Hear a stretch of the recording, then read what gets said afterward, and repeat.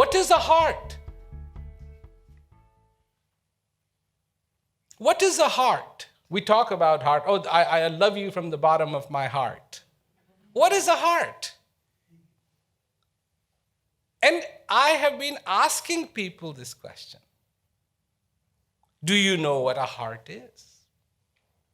I mean, obviously, it's not this thing that goes dung, dung, dung, dung, dung. It's also called a heart. Because once it stops, you put electricity to it and crank it right back up. Or if it's getting its tubes fouled up, you put stents in it, one after another, to open it up and get it going again. I mean, what is a heart? So then, let me tell you what a heart is. I'm not here preaching to you. This is from my experience. Then the heart in me is where my clarity resides. The heart in me is the place where the courage to know the reality exists. The courage to be in joy exists. The courage to be a human exists. This is the place in me that my understanding resides. This is the place in me where I am me rather than the reflection of people's wants and need. So many people, especially when you become a father, you have your children.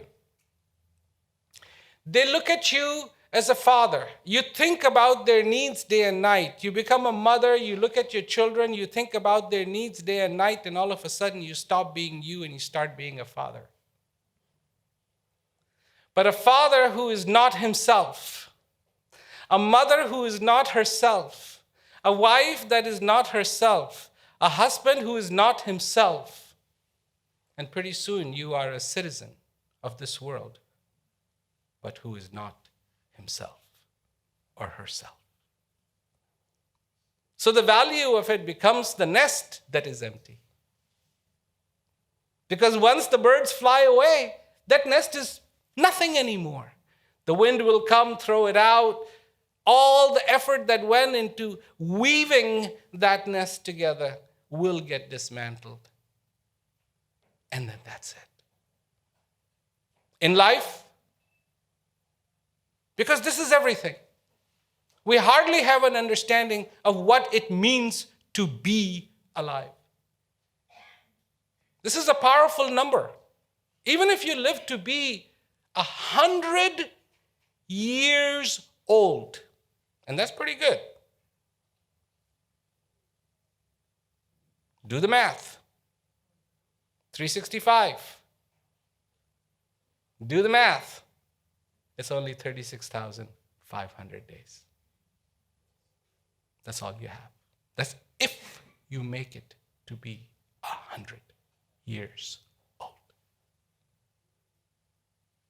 Do you live your day like it lives in you with precision? A second does not waste itself, does it? But you waste a second. An hour does not waste itself. An hour never goes missing, does it? A day, does it ever go missing? But you go missing from the day. You have a watch, but you don't know what time means.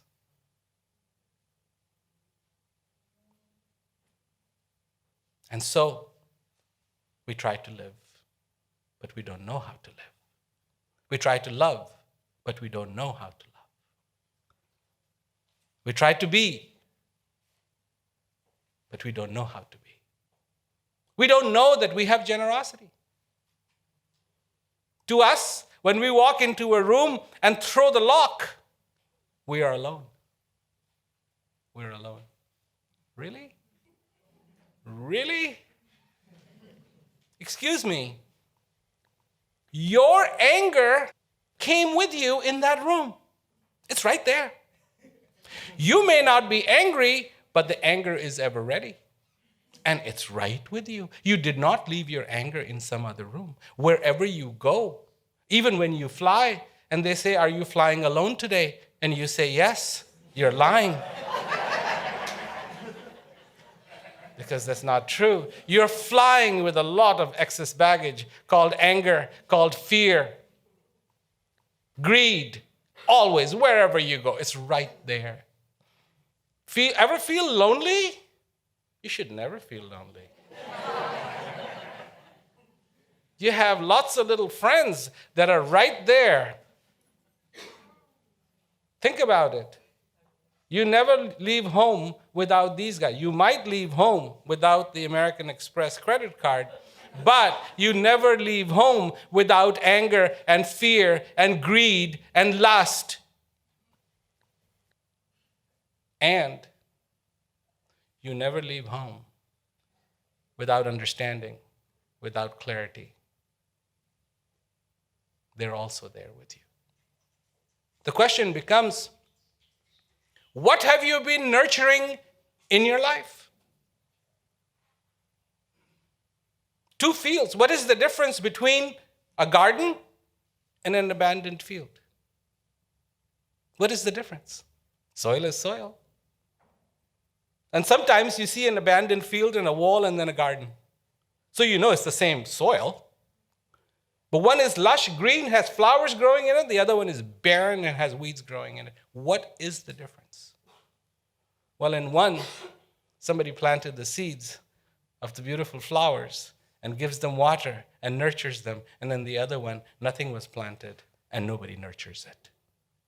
And what grows is despicable, and what grows in the garden is beautiful. In our understanding, and this is what it means. There is a really beautiful story I would like to tell you. And the story is called The Cracked Pot. Once upon a time, a king relegated to a gardener a field and said, "I want you to have a garden here for me." And so the water, this was quite high, and the water was all the way down in the valley. There was a little river that used to flow, and so the gardener would have to go every day and go down to the river and fill his pots with water and carry them up all the way to the garden and water all the plants and water all the grass and everything. And in due time, that garden started to look really beautiful. And he had these two pots, big clay pots and a bamboo, one pot in the front, one pot in the back. He'd take them down. One day, the pot in the back developed a hole in it.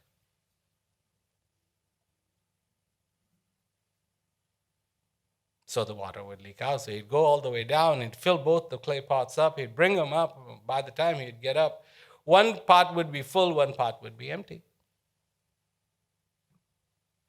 This went on for a while. One day, the pot from the front said to the pot in the back, "You're no good. You're useless."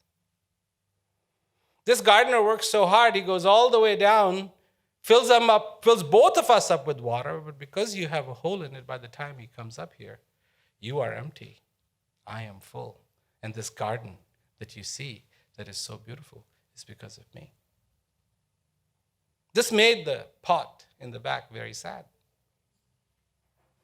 One day when the gardener came out and he looked at the pot in the back and said, "Why are you so sad?" It's just a story. But it's a beautiful story. He looked at the pot in the back and said, "Why are you so sad?" He says, "Well, I've got a hole in me." He said, "I know that." He said, "And every day you take us down there, you work so hard and you fill us both with water, and that one in the front, which doesn't have a hole. Because of him, this garden is green and it's beautiful. But because I have a hole in it, me, I'm no good. By the time you bring me here, I'm empty." So the gardener looked at the pot with the hole and said, "I want to tell you something. I know you have a hole in you. But I never stopped putting water in you. And let me tell you why. Because of the pot in the front, only this garden is green. But because of you, have you noticed all the way from the river to this garden, there's beautiful flowers growing. And it's all because of you. This garden is only enjoyed by the king. That path is enjoyed by so many who admire the flowers growing there. Sometimes we don't understand because of our ideas and ideals that the world places upon us. We don't understand our own power. We don't understand our own potential. There is no limit. Do you understand that there is no limit to understanding? There is no limit. There is no physical limit to understanding. There is no limit to joy. There is no limit to happiness. Do you understand the power of that?